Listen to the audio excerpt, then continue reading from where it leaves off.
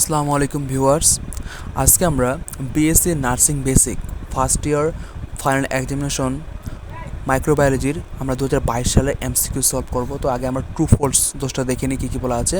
এক নম্বর বলা আছে cell of innate immune immune system দুইটা আছে, এটা ইনার্ট ইমিউন সিস্টেম, একটা অ্যাকোয়ার্ড ইমিউন সিস্টেম। যেটা হচ্ছে ইনার্ট, এটা হচ্ছে যেটা জন্মগতভাবেই থাকে। যেটা অ্যাকোয়ার্ড, এটা ভ্যাকসিন নেওয়ার মাধ্যমে যে সিস্টেমটা ইমিউন সিস্টেমটা তৈরি হয়, এটাকে বলা হয় acquired system.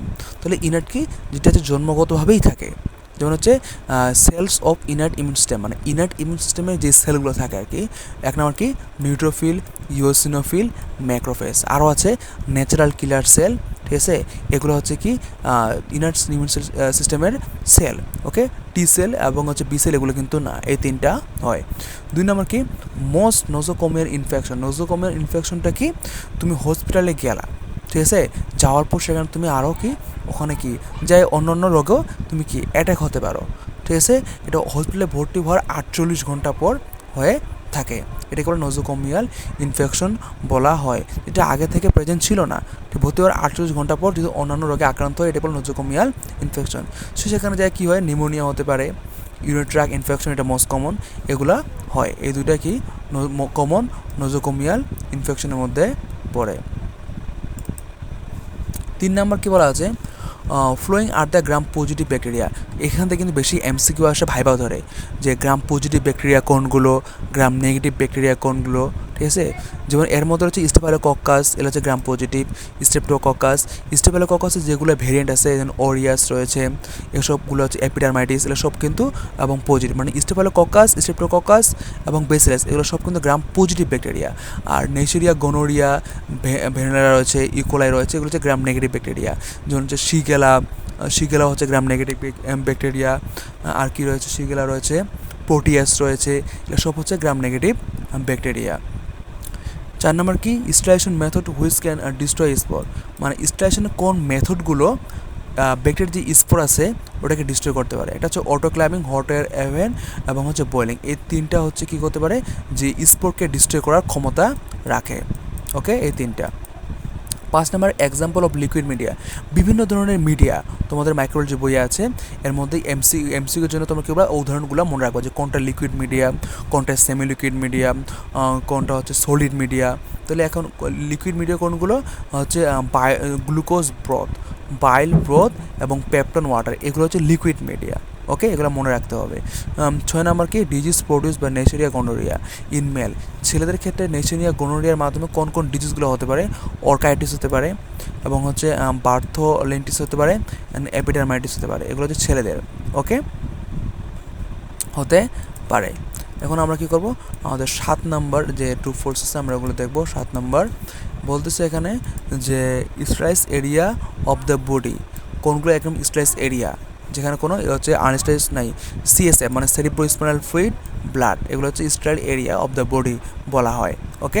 8 নম্বরকে viral diarrhoea causes, মানে ভাইরাল ডায়রিয়া কী কী কারণে হতে পারে, অবশ্যই ভাইরাল যেহেতু তাহলে এটা ভাইরাসের কারণে হতে পারে। এখন কোন কোন ভাইরাসের কারণে যেটাকে ভাইরাল ডায়রিয়া বলা হয়ে থাকে, রোটা ভাইরাস, অ্যাস্ট্রোভাইরাস, পার্বোভাইরাস, অ্যাডেনোভাইরাস, ওকে। তোমরা MCQ এর জন্য তোমাদের বইয়ে যে পিছনে আছে তোমরা সেই MCQগুলো দেখতে পারো, okay. Chemotherapy maybe causes permanent damage, মানে কেমোথেরাপির কারণে কোন কোন জিনিসগুলো পার্মানেন্ট ড্যামেজ হয়ে যায়, ওকে। এবং হচ্ছে হার্ট, লিভার, লাংস, মানে অর্গানগুলো মেনলি কিন্তু এই অর্গানগুলোই পার্মানেন্ট ড্যামেজ হয়ে যায়। কমপ্লিকেশন অফ ফেলসপ্যাম ম্যালেরিয়া, আমরা জানি কি ম্যালেরিয়ার মধ্যে ফেলসপ্যাম ম্যালেরিয়া সবথেকে মারাত্মক, কি এটা ডেঞ্জারাস একটা ম্যালেরিয়া, ওকে। এর কারণে হচ্ছে কি রেনাল কি ডিসইনফেকশন, রেনাল কাজ করবে না, রাপচার অফ স্প্রিন, রাপচার মানে কি ছিন্ন বিচ্ছিন্ন হয়ে যাবে, ম্যালেরিয়ার নেফ্রোসিসও হতে পারে। এই তিনটা কি হতে পারে, যদি ফেলসপ্যাম ম্যালেরিয়া কমপ্লিকেশনে চলে যায়, এর জটিলতা চলে যায়, তাহলে এসব হওয়ার সম্ভাবনা থাকে। এখন আমরা বেস কোশ্চেনের উত্তর জানবো। 11 number name of grandfather of প্যারাসাইটোলজির গ্র্যান্ডফাদারকে, Francesco Redi, okay. 12 number enteric fever producing bacteria, যে অ্যান্টেরিক যে ফিভার এটা কোন ব্যাকটেরিয়ার কারণে হয়ে থাকে, সালমোনেলা। তাহলে এন্টেরিক ফিভার এর আরেক নাম হচ্ছে টাইফয়েড ফিভার। ওকে, এটা মনে রাখবা। তোমার বড় সময় বলতে পারে যে এন্টেরিক ফিভারের আরেক নাম কি, টাইফয়েড ফিভার। তো এই যে এন্টেরিক ফিভার এটা কোন ব্যাকটেরিয়ার কারণে হয়ে থাকে, সালমোনেলার কারণে হয়ে থাকে। 3 নম্বর কি, which virus transmitted through blood transmission, কোন ভাইরাসগুলো ব্লাড ট্রান্সমিশনের মাধ্যমে ছড়াতে পারে, hepatitis B, hepatitis C, hepatitis D, HIV, AIDS, এগুলো হচ্ছে কি ব্লাডের মাধ্যমে ছড়ায়। ভেক্টর অফ কালাজ্বর, মানে কালাজ্বর যে মানুষের হয় এর ভেক্টরটা কি, স্যান্ড ফ্লাই। ওকে, বালি মাছির কারণে হয়ে থাকে। 4 নাম্বার কি বলছে, ইউটিআই কজেস বাই ব্যাকটেরিয়া, সবচেয়ে বেশি 70% ইকোলাইয়ের মাধ্যমে হয়ে থাকে।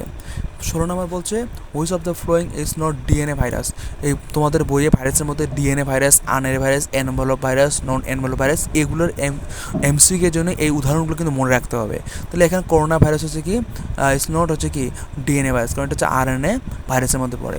Dengue fever is also non, dengue ফিভারকে আরেকটা নামে বলা হয় ব্র্যাকবোন ফিভার, যেমন এন্টেরিক ফিভারের আরেক নাম হচ্ছে টাইফয়েড ফিভার, এবং হচ্ছে কি ডেঙ্গু ফিভারের আরেক নাম হচ্ছে কি ব্র্যাকবোন ফিভার। এগুলো কিন্তু মনে রাখতে হবে।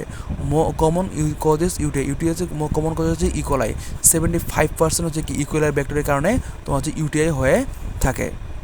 আরও অনেকগুলো ব্যাকটেরিয়ার কারণে হয়ে থাকে, কিন্তু ইকোলাই হচ্ছে মোস্ট কমন। 19 নাম্বার যে ইমিউনোগ্লোবিন এবং that's cross the transplacental barrier, যেটা হচ্ছে ট্রান্সপ্যাসেন্টাল ব্যারিয়ার ক্রস করে কোনটা, immunoglobulin G. Item sterilise by the hot air oven, মানে হট এয়ারের মাধ্যমে কোন কোন আইটেমগুলো স্ট্রেস করা হয়, যতগুলো কাচের জিনিস আছে সেগুলো হচ্ছে কি হট এয়ার অ্যাভেনের মাধ্যমে স্ট্রেস করা হয়ে থাকে। যেমন কি পেট্রিটিস, এটা কাচের জিনিস, এটা হচ্ছে এবং হচ্ছে হট এয়ার অ্যাভেনের মাধ্যমে স্ট্রেস করা হয়। এটাই ছিল আজকের ভিডিও। যদি তোমাদের ভালো লেগে থাকে তোমরা অবশ্যই আমার চ্যানেলটি সাবস্ক্রাইব করে রাখবা, যাতে পরবর্তী ভিডিওগুলো তোমাদের কাছে অতি সহজে চলে যায়। তোমাদের যদি কোনো মন্তব্য থাকে তোমরা কমেন্টে মন্তব্য করবা, লাইক করবা এবং তোমার বন্ধুদের মাঝে শেয়ার করে দিবা। আসসালামু আলাইকুম।